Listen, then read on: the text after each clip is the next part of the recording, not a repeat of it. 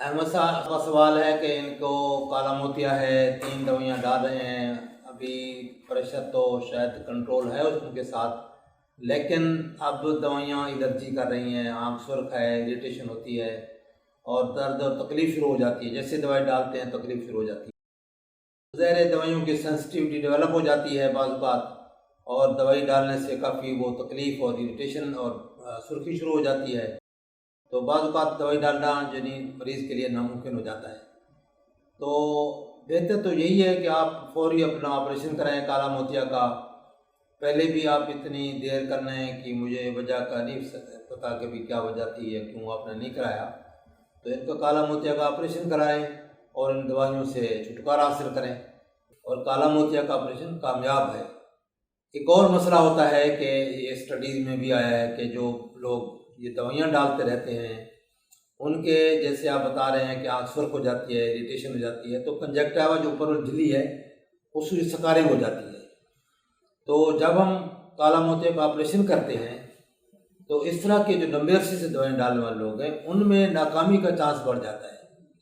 जो लोग timely operation करा लेते हैं काला मोतिया का, उनमें वो चांस इतना नहीं होता और ऑपरेशन ज़्यादा कामयाब हो जाता है। तो इसलिए मेरा ख्याल है कि हमारे इलाकों में तो हम ये प्रेफर करते हैं कि आप वक्त पर ऑपरेशन करा लें तो सूट करता है। बाहर के मुल्कों में अंग्रेज़ लोग अवॉइड करते हैं वो ऑपरेशन से, सर्जरी से, वो दवाइयों पे डालते हैं। उसकी कई रीज़न्स हैं, क्योंकि उनको सर्जरी बहुत महंगी पड़ती है, इसलिए सर्जरी की तरफ नहीं जाते, दवाइयों पे चलाते हैं।